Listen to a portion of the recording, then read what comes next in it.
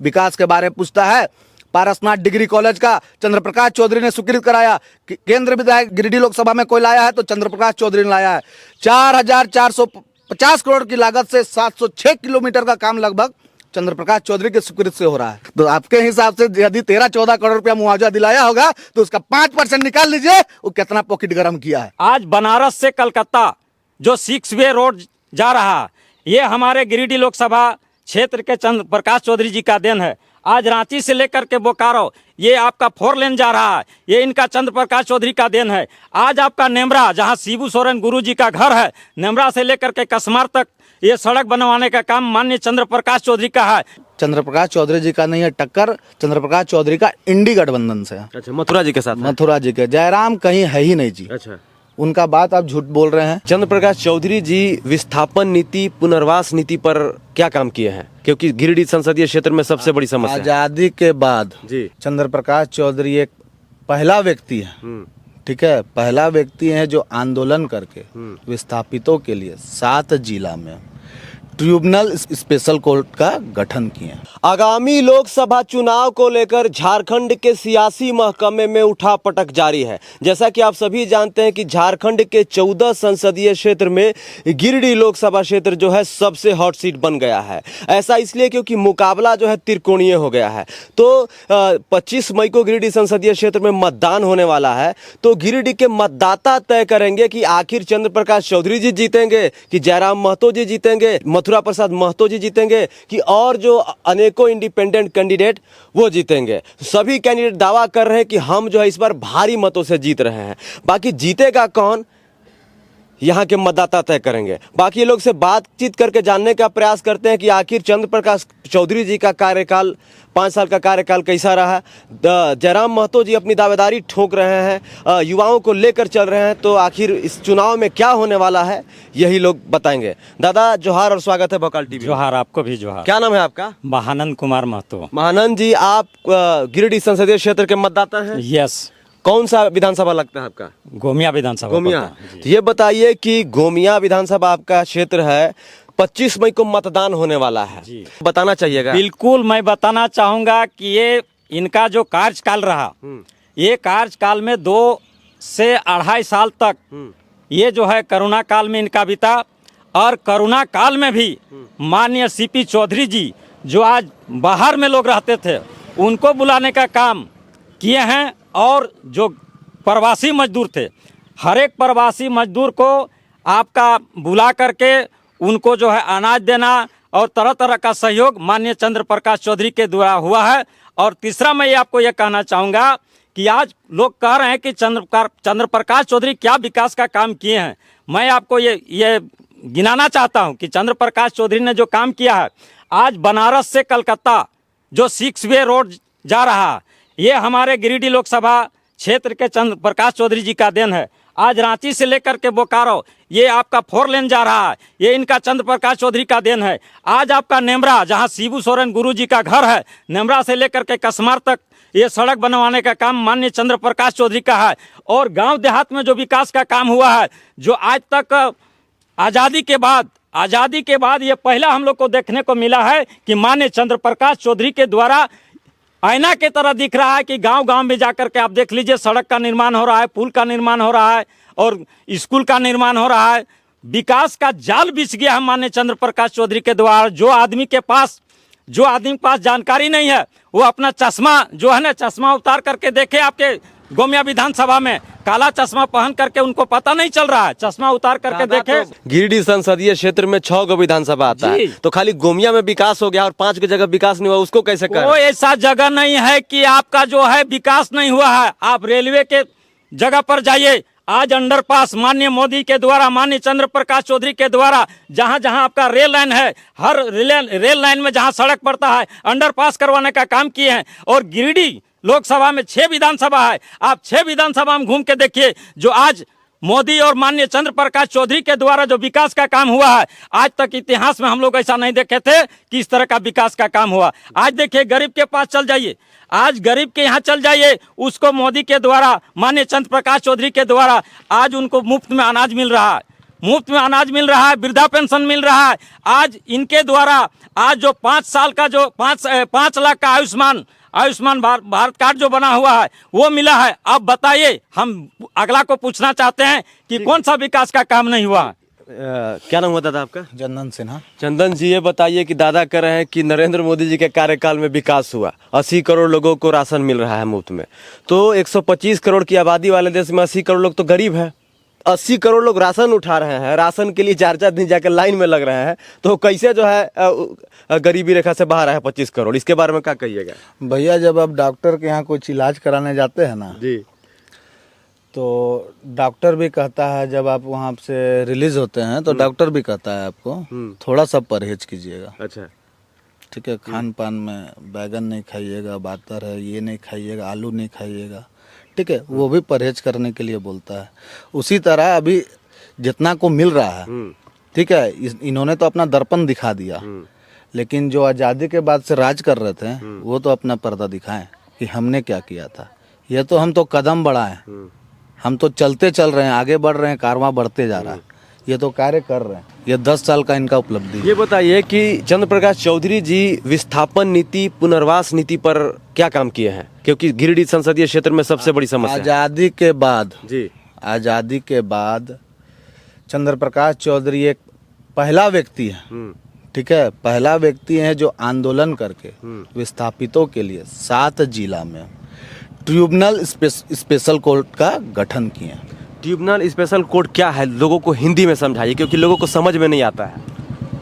ये एक ऐसा स्पेशल कोर्ट है जिसके विस्थापितों के लिए वहाँ पे न्याय मिलेगा, जिसका जमीन गया है, जिसके आश्रित का मौत हो जा रहा है, जैसे सीसीएल बीसीएल या फिर प्लांट एरिया में, उसको उस लोगों के लिए स्पेशल कोर्ट का गठन किया गया है। कुछ ही महीना पहले, 3-4-5-6 महीना पहले ही आंदोलन जो चंद्र प्रकाश चौधरी जी के माध्यम से किया गया था, उसके बाद सीसीएल सीएमडी और बीसीसीएल के द्वारा तुरंत क्विक एक्शन लेके ट्रिब्यूनल स्पेशल कोर्ट का आज़ादी के बाद पहली बार गठन किसी ने कराया है तो चंद्र प्रकाश चौधरी जी ने करवाया। ये बताइए कि चंद्र प्रकाश चौधरी जी, जैसे आप कह रहे हैं कि 6 लेन हाईवे बनवाने पे के लिए काम करवा रहे हैं, रांची बोकारो जो 4 लेन हो रहा है, और भी तमाम तरह की जो योजनाएं हैं, लेकिन जो ग्रामीण तबके के लोग हैं, जो निचले तबके के लोग हैं, उनके लिए क्या काम हुआ है? क्योंकि लोग यही कहते हैं कि चंद्र प्रकाश चौधरी जी तो पहली बार आते नहीं हैं, गायब रहते हैं। तो ग्रामीण क्षेत्र के लोगों के लिए हाईवे और ये रोड, इसके बाहर भी तो काम होता है दादा।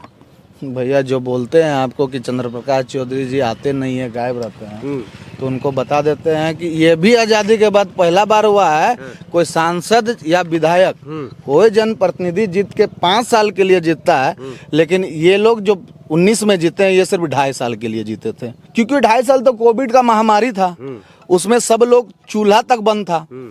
उस दौरान भी चंद्र प्रकाश चौधरी के द्वारा जो असहाय व्यक्ति है, जिसके घर चूल्हा नहीं जल रहा था, इनके माध्यम से और नरेंद्र मोदी जी के माध्यम से हर एक घर में अनाज उपलब्ध कराया गया, ठीक है, जो जीविकोपार्जन नहीं कर पा रहे थे उनके घर में अनाज उपलब्ध कराया गया। उसी कोविड काल में जो प्रवासी मजदूर थे, जो बाहर फंसे हुए थे, जान माल का डर था, जिनको उस हवाई चप्पल वाले को हवाई जहाज में लाने का काम किया। ये बताइए कि आप कह रहे हैं कि हवाई चप्पल वाले को हवाई जहाज में लाने का काम किया, लेकिन जयराम महतो JBKSS के प्रत्याशी हैं, चंद्र प्रकाश चौधरी जी के प्रतिद्वंदी हैं।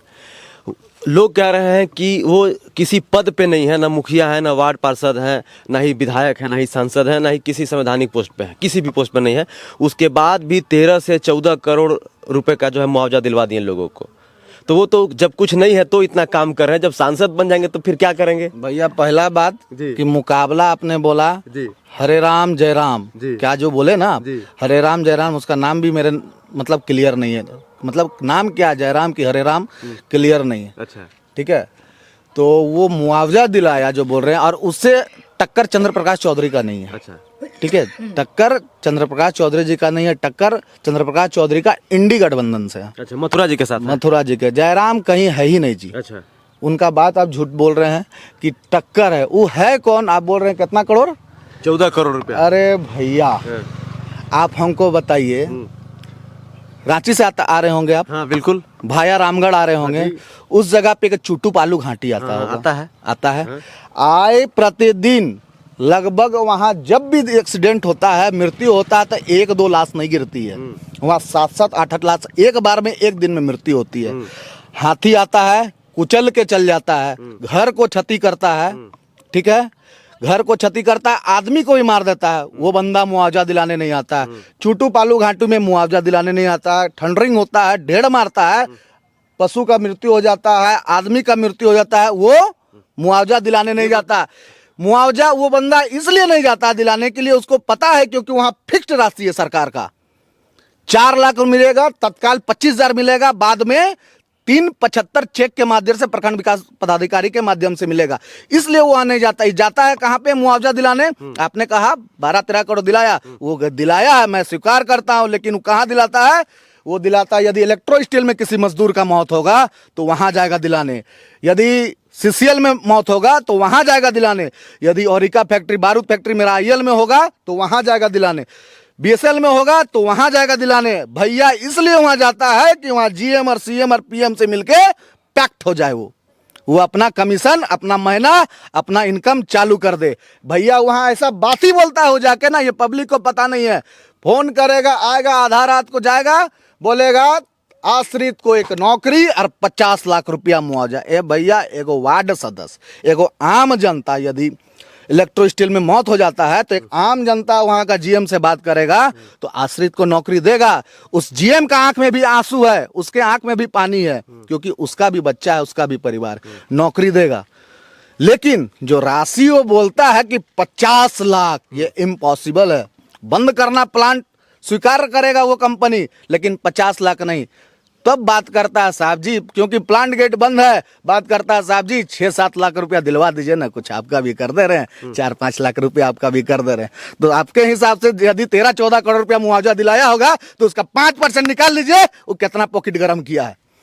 क्यों नहीं, मेरा सवाल आपसे है कि क्यों नहीं वो ढेड़ मारा तो वहां पे मुआवजा दिलाने गया, क्यों नहीं चुट्टू पालू घाटी में एक्सीडेंट हुआ तो वहां मुआवजा दिलाने गया, क्यों नहीं हाथी मारा तो वहां मुआवजा दिलाने गया? ये कभी नहीं गया, इतिहास पलट के देख लीजिए। बताइए चंदन जी कि वो कहाँ कहाँ जाएंगे? समूचे झारखंड में अगर कोई घाटी है जो वज्रपात से लोग मर रहे हैं तो मानटाड़ में रहता है, मानटाड़ में यदि टाटा टिस्को टेल्को में भी एक्सीडेंट हो जाएगा प्लांट में ना, विद इन मिनट वो पहुंच जाएगा।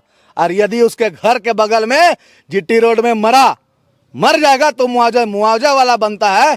आज से 7 दिन पहले एक बच्ची, 22 साल की बच्ची, अपनी बहन को स्कूटर से लेके आ रही थी जीटी रोड में, एक्सीडेंट करके मर गई। क्यों नहीं गया? दोनों बच्ची, एक बलेरो कार डिवाइडर तोड़ के मार के मरा दिया। उसका घर का बात है, उसका धनबाद का बात है, उसका जिला का बात है, क्यों नहीं दिलाने गया? क्योंकि उसको पता है 4 लाख मुआवजा मिलेगा, वो भी 25,000 तत्काल, 375 चेक के बाद। क्यों नहीं गया? दरवाजा था भैया। आप बोले कहाँ कहाँ एक बंदा जाएगा? दरवाजा में नहीं जाएगा, वही प्लांट छत्तीसगढ़ में रहेगा ना तो वहां चल जाएगा। प्रवासी है, मेरा भाई है, मेरा दिल है, गुर्दा है, किडनी है। चंदन जी, सरकारी मुआवजा तो ऐसे ही आम लोगों को मिल ही जाता है। मान लीजिए किसी की मौत वज्रपात से हो जाती है तो उसको तो सरकार के द्वारा ऐसे भी मिल जाता है, वहां पे जाने की क्या जरूरत है? आपको मैं बता देना चाहता हूँ ओरिका का घटना। ओरिका में एक यादव जी का, मेरे विधानसभा क्षेत्र गोमिया प्रखंड में ओरिका आईएल है, ठीक है, बारूद फैक्ट्री है बहुत बड़ा। वहां पे एक मजदूर यादव जी का, यादव भाई का देहांत हो गया था। 7 लाख या समथिंग 9 लाख में विधायक जी के बैठक के बाद रेक्टिफाई हो गया, क्लियरफाई हो गया कि इसे एक आश्रित को नौकरी और इतना मुआवजा दिया जाए। उसके बाद लाश उठने वाला है, उसके बाद भाया मीडिया, सोशल मीडिया, फोन फान हवा बना के बंद करो, इतना लाख दिलाएंगे, उतना करोड़ दिलाएंगे, और लाके फिर लाश बंटवाता है। अंततः उसका यही परिणाम आता है कि जितना विधायक जी ने तय किया था उतना ही में हुआ। उसको पता नहीं है आईएल थाना के द्वारा, आईएल कंपनी के द्वारा वहां भी उसे एफआईआर किया गया है गेट जाम करने के। चलिए शुक्रिया। चंद्र प्रकाश चौधरी जी का 2-4 काम आप बता सकते हैं? बहुत से बता सकते हैं। जो लोग बोलते हैं लापता हैं, हाँ। उन लोग को मालूम नहीं होगा, वो हमेशा जमीन में घूमते रहते हैं। बहुत बड़ा गिरिडीह लोकसभा क्षेत्र है। प्रत्येक दिन प्रत्येक घर नहीं जा सकता, लेकिन हर मुसीबत में वो आता है। कहता है लोग कि सांसद है गिरिडीह के, काम करते हैं रामगढ़ हजारीबाग में। ऐसा कोई बात नहीं है, वो पूरा देश के लिए भी काम करते हैं।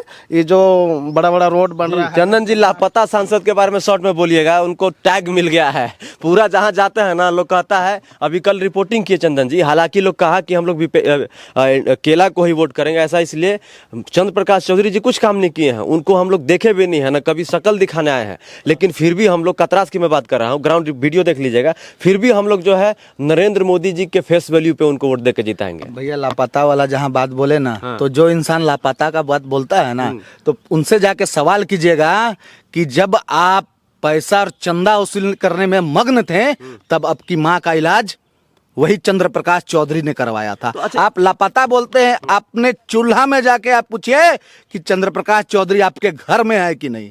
माँ का कमर टूटा था, वही गुलमोहर हॉस्पिटल रांची में चंद्र प्रकाश चौधरी ने इलाज करवा के, पेट्रोल जाम था, ये बंदा चंदन सिन्हा इसी रोड के माध्यम से भाया मंडली सीरी से मैं उन्हें निकलवा के पास करा के मैं गुलमोहर भेजा हूँ, उसका गवाह साक्षात हूँ। विकास के बारे में पूछता है, पारसनाथ डिग्री कॉलेज का चंद्र प्रकाश चौधरी ने स्वीकृत कराया। केंद्र विधायक गिरिडीह लोकसभा में कोई लाया है तो चंद्र प्रकाश चौधरी ने लाया है।